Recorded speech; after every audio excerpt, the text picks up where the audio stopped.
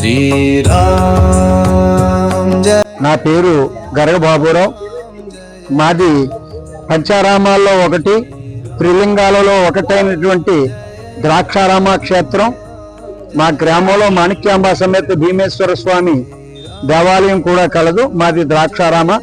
అంతరించిపోతున్నటువంటి ఈ బుర్రకథలను ఇటువంటి దైవ కార్యక్రమాల్లో ప్రదర్శన చేయటం కూడా మా అదృష్టంగా భావిస్తున్నాం. అయితే బుర్రకథ కళ అనేది సుమారు దగ్గర 40 సంవత్సరాల నుండి ఇదే కళపై జీవిస్తున్నాం. అంతరించిపోతున్నటువంటి కళను రామాలయం కమిటీ వారు ఈ 40 రోజులు ధనుర్మాస కార్యక్రమాల్లో ప్రతి సంవత్సరం కూడా మా కథను ఏర్పాటు చేస్తున్నారు. కథకు విచ్చేసినటువంటి ప్రేక్షక దేవుళ్లకు కమిటీ వారందరికీ కూడా హృదయపూర్వక ధన్యవాదాలు తెలియజేస్తున్నాం.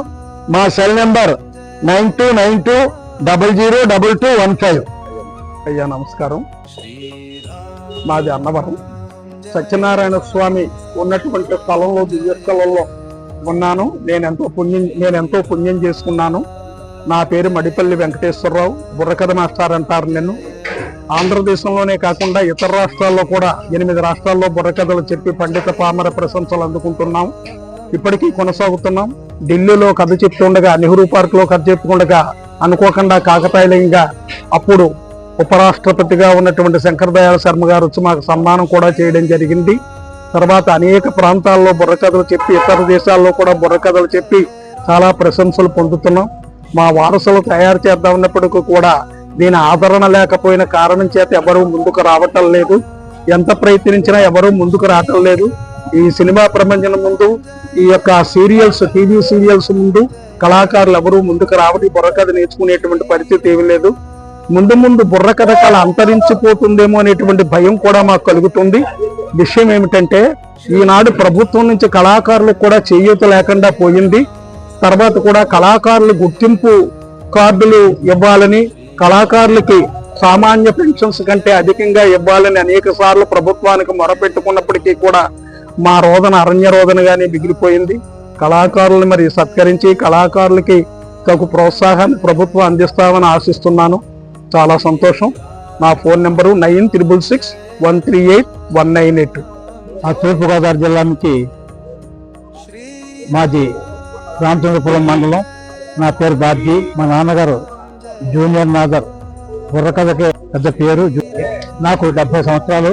నేను 50 సంవత్సరాల నుండి ఇదే వృత్తిలో ఉంటూ అమెరికా, ఫారిన్, మారిషస్, దుబాయ్ ఇటువంటి దేశాలు కూడా ఈ బుర్రకథ ద్వారా వెళ్ళడం జరిగింది. రామచంద్రమూర్తి పుట్టడం జరిగింది. రామచంద్రమూర్తి అంటే తక్కువ కాదండి. సాక్షాత్తు భగవంతుడే మానవుడిగా పుట్టి, మానవుడిగా జన్మించాడు. మన మానవులందరినీ ఉద్ధరిస్తూ మానవ జీవన గమనానికి ఒక బాట వేసినటువంటి మహానుభావుడు రామచంద్రమూర్తి. చూడండి పెద్దలారా, అందుచేతని రామాయణాన్ని రచిస్తూ మరి వాల్మీకి మహర్షి ఒక మంచి శ్లోకాన్ని చెప్పడం జరిగిందండి. ఏమిటా శ్లోకం? ఏమిటయ్యా అంటే, రామాయ రామభద్రాయ రామచంద్రాయ వేదసి రఘునాథాయ నాథాయ సీతాయ పతయే నమః అన్నాడంటే. దాని అర్థం ఏంటంటే, రామచంద్రమూర్తి పుట్టిన తరువాత అందరూ రాముణ్ణి చూడడానికి వచ్చినప్పుడు చాలా అందంగా కనిపించాడటండి. అంటే రమయంతీతి రామ చాలా అందంగా ఉన్నాడు కనుక ఆ యొక్క రాముడికి మరి వారు కులపురమైనటువంటి వశిష్ఠ మహర్షి రామాని పేరు పెట్టాడండి. అవును. అంతేకాకుండా రామాయ రామభద్ర, ఇక కొడుకులు లేనటువంటి, పిల్లలు లేనటువంటి తల్లులు చూసారా, రాముడు పుట్టిన తరువాత అక్కడికి వచ్చి చూస్తే ఆ వారి యొక్క చూసినటువంటి వారి కొడుకుగానే కనపడ్డాడట రామచంద్రమూర్తి. అవును. రామాయ రామభద్రాయ, ఇక రామచంద్ర రాముడు చాలా అందంగా ఉంటాడట, 64 కళలతో ఉన్నాడట, సకల శోభాయమానంగా ప్రజ్వల్లుతున్నాడట అని చూసేటువంటి వారికి ఆ యొక్క రామచంద్రుడు చంద్రులాగే కనపడ్డాటండి. 64 కళలతో దేదీప్యమానంగా కోటాను కోట్ల సూర్యకాంతుల యొక్క ప్రభావంతో కనిపిస్తున్నాడటండి. ఇక వేద పండితులందరూ కూడా వచ్చారట. ఆహా, సాక్షాత్తు 4 వేదాలు రామచంద్రమూర్తిలోనే ఉన్నాయనుకుంటున్నారటండి. అవును, అంటే ఋగ్వేదము, యజుర్వేదము, అధర్వణ వేదము ఆ శ్రీరామచంద్రుని యొక్క ముఖంలో తాండవిస్తున్నాయటండి. ఇక సామంతరాజులందరూ కూడా వచ్చారటండి. దశరథ మహారాజు తర్వాత రామరాజ్యాన్ని సక్రమంగా నిర్వర్తించగలడా రాముడు, అవునా కాదా అనేటువంటి ఉద్దేశంతో సామంతులందరికీ కూడా రఘు సామ్రాజ్యాన్ని సమర్థవంతంగా పరిపాలించేటువంటి వాడు రాముడు ఒక్కడే అన్నట్లుగా కనబడుతున్నాడు. అంతేకాకుండా ఇక రామచంద్రాయ వేదసే రఘునాథాయ నాథాయ సీతాయ పతే నమః. శివధనుస్సుని విడిచిపెట్టేటువంటి సమయంలో విడిచేటువంటి సమయంలో సీతకు ఇతనే తగినటువంటి వరుడు, సీతామహాసాధ్వికి తగినటువంటి భర్త రాముడే రాముడుగా కనిపిస్తున్నాడండి. ఈ శ్లోకంలో ఎంత మంచి అర్థం ఉందో చూడండి పెద్దవాళ్ళ.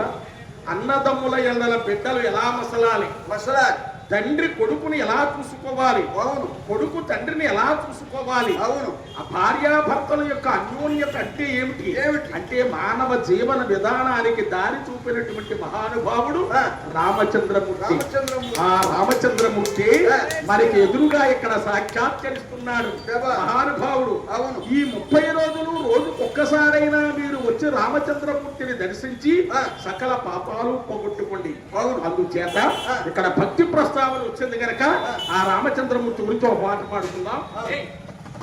రామ రామ అనరాధ రఘుపతి సకతుడని వినలేదా, రామ రామ అనరాధ రఘుపతి సకతుడని వినలేదా, రామ రామ అనరాధ రామచంద్రుని కథ వినువారి, రామచంద్రుని కథ వినువారి కైవల్యము కాదా, కైవల్యము కాదా, రామ రామ అనరాధ రఘుపతి సకతుడని వినలేదా, రామ రామ అనరాధ ఆపద్బాంధవు రఘు శ్రీరామునే, ఆపద్బాంధవు రఘు శ్రీరామునే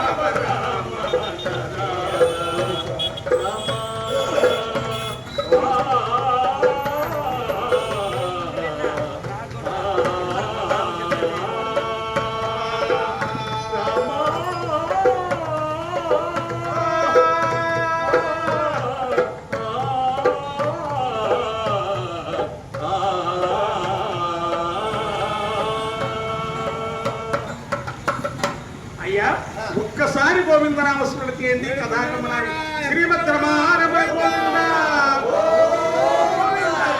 చాలా సంతోషం. ముచ్చటగా మూడోసారి కూడా నేర్తామండి. శ్రీరామచంద్రం అయ్యా గోవింద. ఈనాడు మనం ఈ వేదిక మీద గానం చెయ్యబోయేటువంటి బుర్రకథ ఏమిటయ్యా అంటే, ఏమండి ఆవిడ వచ్చింది. అదేమిటి రోయ్? ఆ ఒక్కటే అదొక్క. అదేమిట్రా నాయన? బావగారు బాగున్నారా? చాలా బాగుందయ్యా. నీకు 18, నాకు 18. అదేంటది అప్పుడయ్యా? రాస్కెల్ నోర్మై ఏంటా పేలాపరా? ఈడియట్. రేయ్, పెళ్లి చేసుకుందావురా. చాలా బాగుందయ్యా. ఇవన్నీ సినిమా పేర్లు, ఇందులో ఏ ఖర్చు చెప్తావురా? నోర్మై ఓరి పిచ్చివాడా, వాళ్ళ సినిమాల గురించి సినిమా కథల గురించి మనం చెప్పడానికి రాలేదు. రాలేదు. భక్తి గురించి చెప్పడానికి వచ్చాం. అవును, భగవంతుడి గురించి చెప్పడానికి వచ్చాం. వచ్చాం చరిత్రలు చెప్పడానికి వచ్చాం. వచ్చాం. చూడయ్యా, ఆ. మన భారతీయులకు పవిత్రాతి పవిత్రమైనటువంటి గ్రంథాలను అందాలు. రామాయణము, ఆ, మహాభారతము, ఆ, భాగవతము కూడా. 3 గ్రంథాలు. వ్యాస భగవానుడు ఆ, మహాభారతాన్ని ఆ.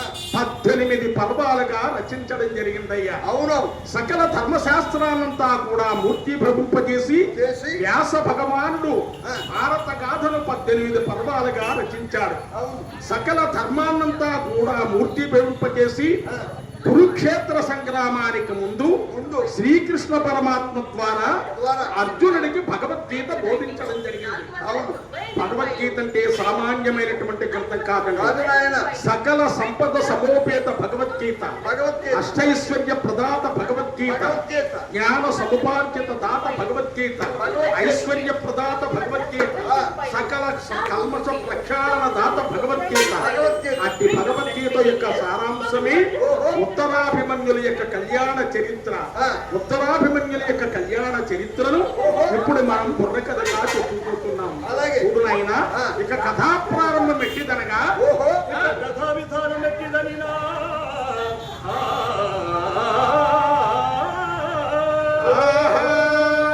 మహాభారతం మన సంస్కృతికే ప్రాణము పోతేవురా.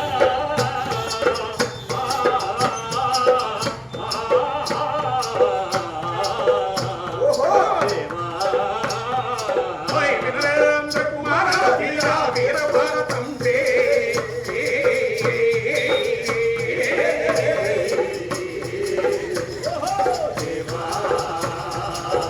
ఏయ్, ఉత్తరాభిమన్యుల కళ్యాణము దత్తగమనయ్యా.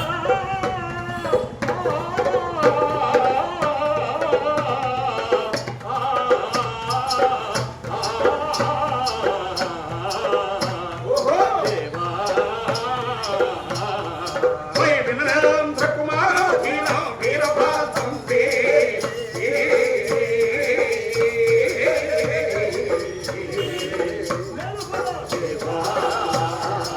ఏయ్, అదిగో శ్రీరామ జల్లుడు భర్త ఖండని ధరణికి మరి మారే.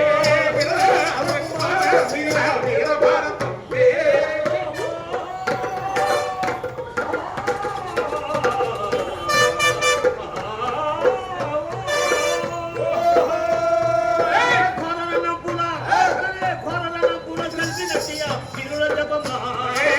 వినరేంద్ర కుమార వీర వీర భారతం రే.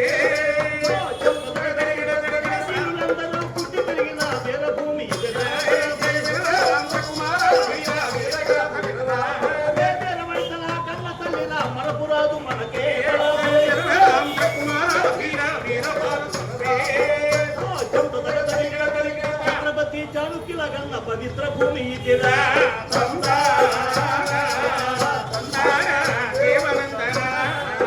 శిల్ప నిపుణులకు కళాకారులకు కల్పతరు ఇదిరా.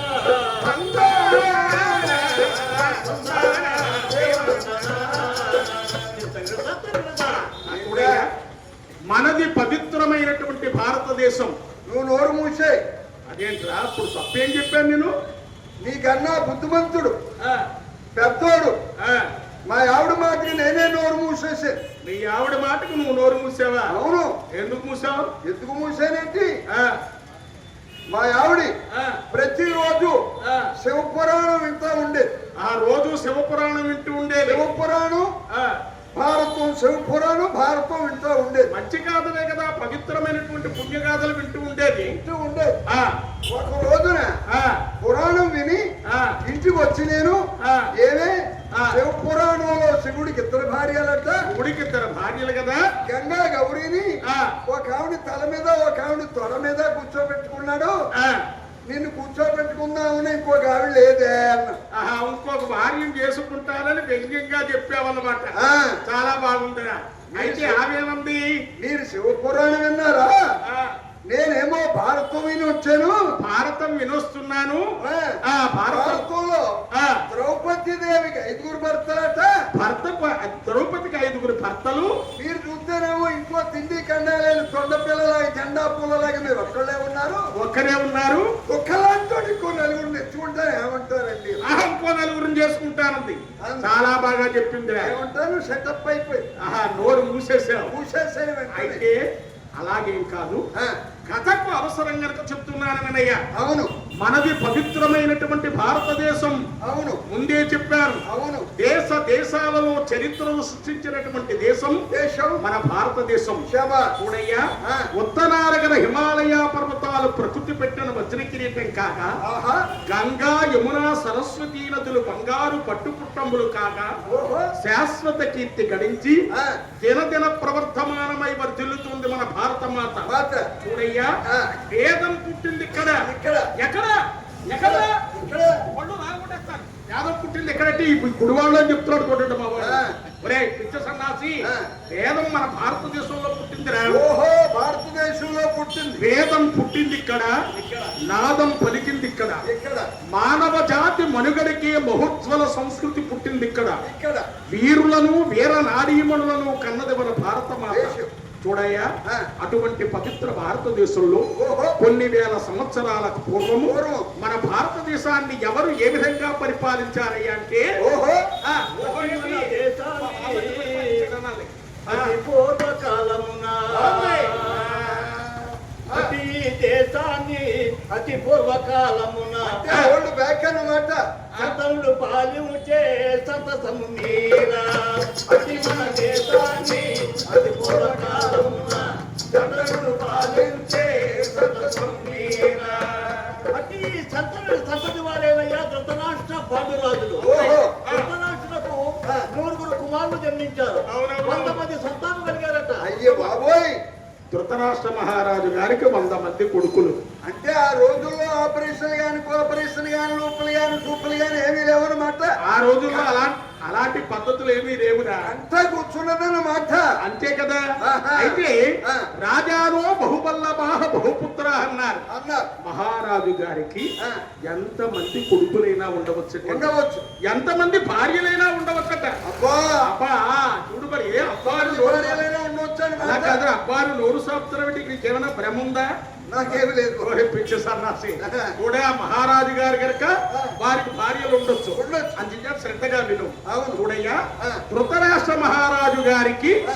100 మంది కుమారులు. 100 మంది. అవునయ్యా. ఆహా. ఆ రోజుల్లో నువ్వు చెప్పినట్లుగా లూపులు గాని డూపులు గాని ఆ కుటుంబ నియంత్రణ ఆపరేషన్లు గాని ఏమీ లేవు. లేవు. ఎంతమంది పిల్లలైనా కనొచ్చు. అవును. చూడయా, ఎక్కువ మంది పిల్లలు కన్నటువంటి తల్లిని తల్లిని మహాలక్ష్మి, శుభలక్ష్మి, ఆ. సౌందర్యలక్ష్మి, ఆహా. కనక మహాలక్ష్మి అబ్బా. అని అందంగా పిలిచేవారు. మరి ఆ రోజుల్లో ఆ, ఇప్పుడు గాని మరి ఎక్కువ ఈ ఇప్పుడు గాని ఎక్కువ మంది పిల్లలు అన్నారు అనుకోండి, ఎక్కువ మంది పిల్లలకి తల్లిని ఆ. దరిద్ర లక్ష్మి, నీరస లక్ష్మి అంటున్నారు. ఆ దరిద్ర లక్ష్మి నీరస లక్ష్మి అంటున్నారు. అవును. చూసారండి వాతావరణం ఎలా మారిపోయిందో. ఆ. అయితే ఆ.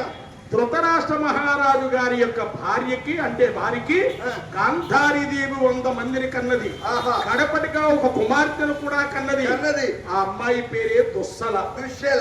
మొత్తం 101 మంది అయ్యా. అబ్బా. ఆహా. ఇక రెండవ వాడైనటువంటి తరుణములు కదా, ఆ. రెండవ వాడైనటువంటి పాండురాజుకి ఆ. 5 కుమారులు. ఆ. వారే పంచపాండవులు. ఓహో, పంచపాండవులు అంటే వేళ్ళన్నమాట.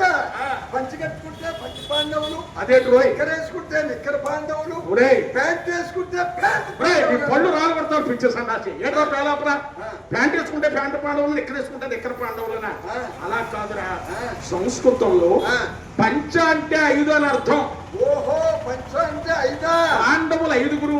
అవును. అంచేత పంచ పాండవులని పిలిచేవారు వాళ్ళని. వారిని. పాండవులు ఎవరెవరయ్యా అంటే ఓహో, ధర్మరాజు, ధర్మరాజు, భీముడు భీముడు, అర్జునుడు అర్జునుడు, నకులుడు నకులుడు, సహదేవుడు అనే పేరు కలిగినటువంటి 5 కుమారులు పాండురాజు గారికి. శభాష్, శభాష్. ఇలాగా అన్నదమ్ములిద్దరికీ కూడా పిల్లలు కలిగి ఆ. సుఖ సంతోషాలతో చక్కగా వర్ధిల్లుతున్నారయ్యా. శభాష్. ఇదిలా ఉండగా ఆ, పాండవుల్లో మధ్యముడైనటువంటి వాడు అర్జునుడు. అర్జునుడు అర్జునుడు మహాపరాక్రమశాలి, శాలి, మహావీరాది వీరుడు, వీరుడు, మహాసూరాది సూర్యుడు. సూర్యుడు. అతడు ఎటువంటి పరాక్రమవంతుడయ్యా అంటే ఓహో.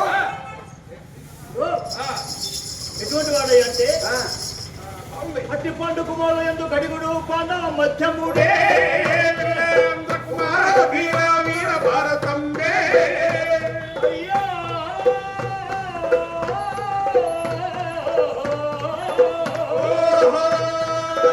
బాహుబల బాహుబల సత్తుల సంపన్నుడు సాహసి యజ్ఞుడే వీరేంద్ర కుమార వీర వీర భారతంబే. అతని కన్నిని తమ్ములు తగినది అతని ఇల్లాలే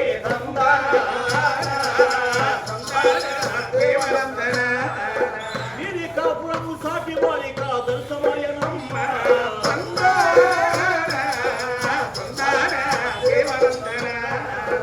ఏరి ఏరి సమకూర్చిది నా సృష్టికర్త సమ్మ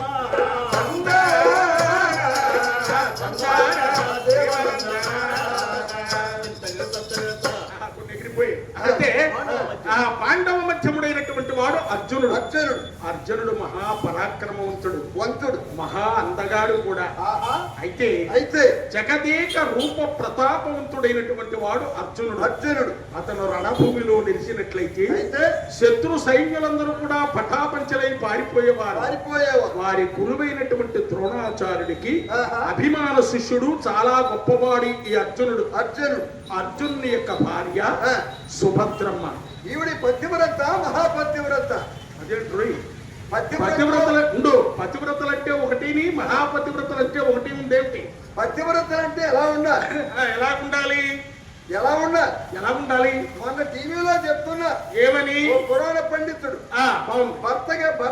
భర్త కన్నా ఎత్తైన ప్రదేశంలో ఆ. భార్య కూర్చోకూడదు అన్న ఆగు. పురాణంలో పురాణ పండితుడు ఏం చెప్పాడండి? ఆ.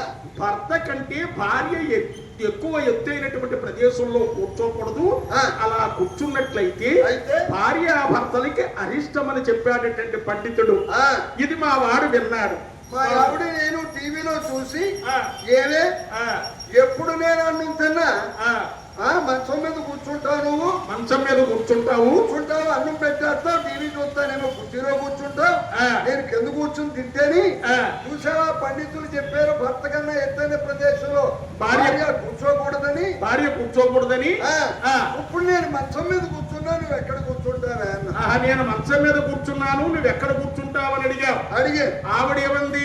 ఎవరిని మీరు మంచం మీద కూర్చుంటే ఆ. నేను కుర్చీలో కూర్చుంటానండి అంటే మంచం కంటే ఎత్తు తక్కువైనటువంటి కుర్చీలో కూర్చుంటానని చెప్పింది. ఆ. బాగుంది. మరి నేను కుర్చీలో కూర్చుంటే ఆ. నువ్వు ఎక్కడ కూర్చుంటానా నేనే కుర్చీలో కూర్చుంటే నువ్వెక్కడ కూర్చుంటావని అడిగావు. అడిగితే మా ఆవిడ కదా ఏమంది? ఏమండి? ఆ. మీరు కుర్చీలో కూర్చుంటే ఆ. స్టూలు చేసి కూర్చుంటానండి అంటే కుర్చీ కంటే ఎత్తు తక్కువైనటువంటి స్టూలు పీట మీద కూర్చుంటానని చెప్పింది మీ ఆవిడ. ఆ. మరి నేను స్టూలు పీట మీద కూర్చుంటే నువ్వు ఎక్కడ కూర్చుంటావా వదలలేదు నువ్వు. నేను స్టూలు మీద కూర్చుంటే నువ్వెక్కడ కూర్చుంటావని అడిగావు. మా ఆవిడకు ఓర్పు ఎక్కువ ఆడవారికి కూడా ఓర్పు ఎక్కువ అన్నారు మరి ఆవిడేమంది? మా ఆవిడ అంది కదా ఆ. మీరు స్టూలు పీట మీద కూర్చుంటే ఆ. నేను సాపేసి కూర్చుంటాను అదే నేల సరే చాపేసుకుని కూర్చుంటానని చెప్పింది.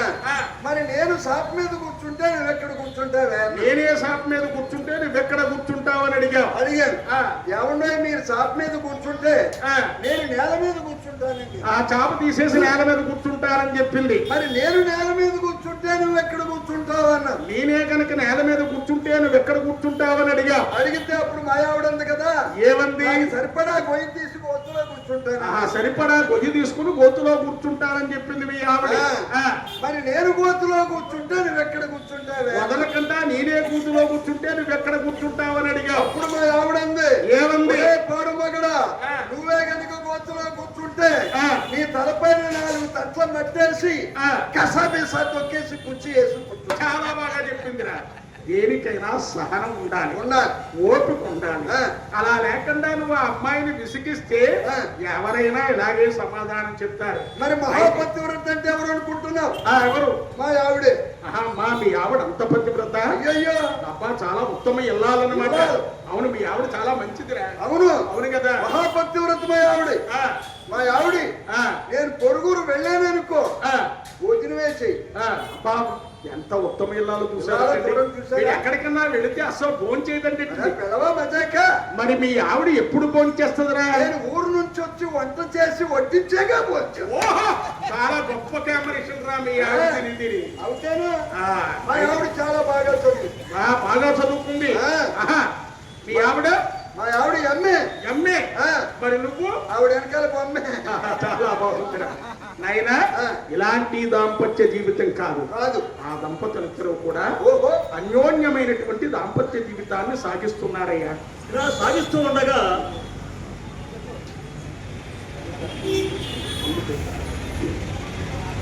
అయితే పాండవుల యొక్క పరిపాలన చాలా సక్రమంగా ఉందండి. మా వాడు టీ తాగుతున్నాడు పాపం తాగినాయన. అయితే పాండవుల యొక్క పరిపాలన చాలా సక్రమంగా ఉందండి. అయితే పాండవులు ఎంతో కష్టపడి రాజధాని అంతా కూడా చక్కగా తీర్చిదిద్దుకుంటున్నారు. ఎప్పుడైతే ధృతరాష్ట్ర మహారాజు గారి యొక్క తమ్ముడైనటువంటి పాండురాజు చనిపోయాడో, తమ్ముడైనటువంటి తన తమ్ముడు కుమారులైనటువంటి తన 5 పాండవులను పిలిచి ధర్మరాజుతో ఆ ధృతరాష్ట్ర మహారాజు గారు ఏమంటున్నా ఈ విధంగా అంటున్నారు. అంతున్నప్పటికీ నన్ను సింహాసనంపై కూర్చుండబెట్టి ఎన్నో చేతులు సాగించి రాజ్యాన్ని విస్తరింపజేసినటువంటి నా తమ్ముని తల్లిని మీరు, తమ్ముని కొడుకులు మీరు, నేను మీకు అన్యాయం చేయను. అర్ధరాజ్య భాగం వారికి ఇవ్వగా అసలు పాండవులు ఏం చెప్తున్నారయ్యా? అవకాశంగా ఆకాశంగా చూస్తూ ఎప్పుడు తుఫాన్లు వస్తాయా, ఎప్పుడు గవర్నమెంట్ వారు డబ్బులు ఇస్తారా అని ఎదురు చూస్తున్నారు. తుఫాన్లు రావడం ఎందుకు, గవర్నమెంట్ వారు డబ్బులు ఇవ్వడం ఎందుకు రా నాయన? చూడరా, తుఫాన్లు వచ్చినా గవర్నమెంట్ వారు డబ్బులు ఇచ్చినా వారు మన ప్రజాక్షేమాన్ని కోరే ఇస్తూ ఉంటారు. అది సద్వినియోగపరచుకోవాలి మనం అందరం కూడా. అయితే నాయన ఇక ఏం జరిగింది? ఇంద్రప్రస్థాపురము కేంద్రముగా చేసుకొని పాండవులు పాలించే ఇంద్రప్రస్థాపురము కేంద్రముగా చేసుకొని పాండవులు పాలించే ప్రజల ఇంద్రప్రస్థాపురము కేంద్రముగా చేసుకొని పాండవులు పాలించే ప్రజల ఇంద్రప్రస్థాపురము కేంద్రముగా చేసుకొని పాండవులు పాలించే ప్రజల ఇక పాండవుల యొక్క పరిపాలనా విధానం ఏ విధంగా ఉంది? ఆ ప్రజలకు ఇతిబాధలు లేవు, తిరుగుబాటులు రావు, ఆకలి మరణాలే అతను లేవన్నా. ఇతిబాధలు లేవు, తిరుగుబాటులు రావు, ఆకలి మరణాలే అసలు లేవన్నా. తిండి దొంగలు లేరు, లంచగొంటులు లేరు, దొండగులే లేరు, ఖండితవుగలన్నా. తిండి దొంగలు లేరు, లంచగొంటులు లేరు, దొండగులే లేరు, ఖండితవుగలన్నా. ఈ విధంగా ధర్మం న్యాయం 4 పాదముల పాలన చేశారా. రామ రామ జయ రామో రామ రామ రామ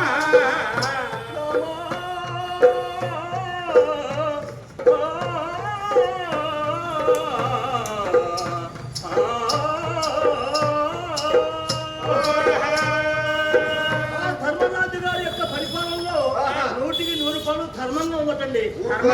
ధర్మరాజు యొక్క పరిపాలన ఎలాగుందయ్యా? ధర్మదేవతను 4 పాదములా నడిపిస్తూ ప్రజానురంజకంగా రాజ్య పరిపాలన గావిస్తున్నాడు పాండవులలో పెద్దవాడైనటువంటి ధర్మరాజు గారు. ధర్మం గురించి నాకు చెప్తావా? ఏరా, మా ఊరి పేరు ఏ ఊరు అనుకున్నా? ఏ ఊరు? ధర్మవరం. మీ ఏ ఊరు? ధర్మవరం. మీ అత్తవారిది ధర్మవరం. వరం. నా పేరేం పేరు అనుకున్నావు? ఏం పేరు? ధర్మరాజు. అబ్బా, ధర్మరాజు. మా ఊళ్ళో ఉన్న వారందరూ కూడా ధర్మాత్ములే. అబ్బా, అందరూ మహాత్ములే.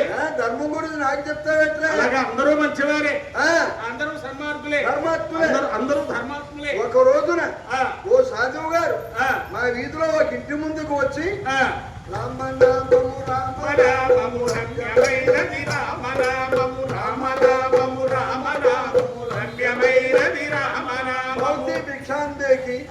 పట్టడి అన్నం ఉంటే పెట్టమ్మ 12 కుమారుడు పుడతాడు అన్న. మాతా భవతి భిక్షాందేహి, పట్టడి అన్నం పెట్టు తల్లి నీకు 12 కొడుకు పుడతాడన్నారు. ఆ ఇంట్లో జిల్లాలు బయటకు వచ్చి ఓరి మహిళారోడా నేను ఫ్యామిలీ ప్లానింగ్ ఆపరేషన్ చేయించుకున్నాను, నాకు పిల్లలు పుడతారు పక్కింటికి పో అందాడు.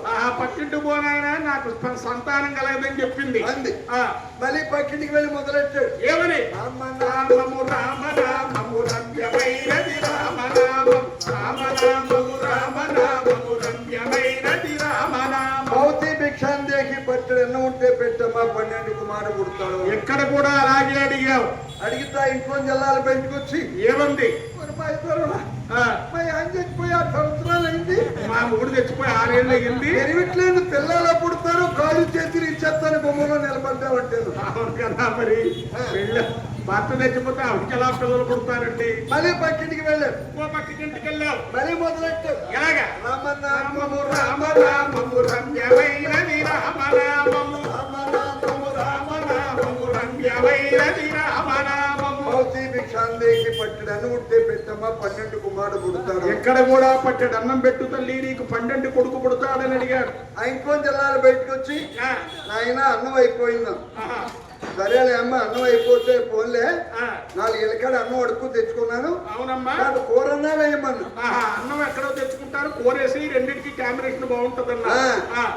సర్లే కార్తీక మాసం కూరగాయల రేటు ఆకాశానికి అంటేసింది, కూర కూడా లేదన్నా. కూర కూడా లేదండి.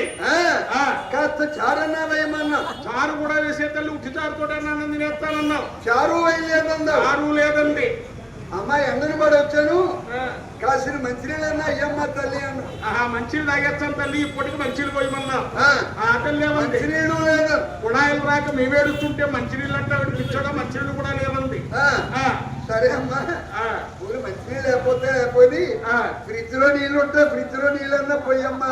ఫ్రిడ్జ్ లో నీళ్ళు చల్లగా ఉంటాయి, ఎండబడిలో ఉన్నాను, కాస్త తాగేస్తాను హాయిగా ఉంటది అన్నాడు. అయ్యి లేదందా. మంచినీళ్ళు కూడా లేవండి. బాబు గారి కోపం వచ్చేసింది. కోపం వచ్చి ఆయన అంటున్నాడు కదా. ఏమంటున్నాడు? అన్నవడితే లేదన్నా. లేదన్నావు. ఊరడితే లేదన్నా. లేదన్నావు. చారైతే లేదన్నావు. లేదన్నావు. ఫ్రిడ్జ్ లో నీళ్ళు అడిగినా లేవన్నావు. లేవన్నావు. ఏమీ లేని ఖాళీ గొప్పలో నువ్వెందుకు, నువ్వు కూడా నాకు కూడా వచ్చే ఇద్దరు జాయింట్ గా సార్. అయితే ఇలా కాదు నాయన, ధర్మరాజు గారి యొక్క పరిపాలనలో ప్రజలు సుఖశాంతులతో వర్ధిల్లుతున్నారు. ధర్మరాజు గారి యొక్క పరిపాలనలో చారులు కాని, చోరులు కాని, దుష్టులు కాని, దుండగులు కాని ఎవ్వరూ లేరండి. అందరూ మంచివారే, అందరూ సన్మార్గులే. అట్టి విధంగా ధర్మదేవతను 4 పాదములా నడిపిస్తూ ప్రజానురంజికంగా రాజ్య పరిపాలన గావిస్తున్నాడు పాండవుల పెద్దవాడైనటువంటి ధర్మరాజు గారు. ఇదిలా ఉండగా మహాపరాక్రమశాలి అయినటువంటి అర్జునుని భార్య సుభద్రమని చెప్పుకున్నాం కదా. ఆ సుభద్రమ్మకి ఒక రోజున ఏం జరిగిందయ్యా అంటే యాక్సిడెంట్ అయిందా.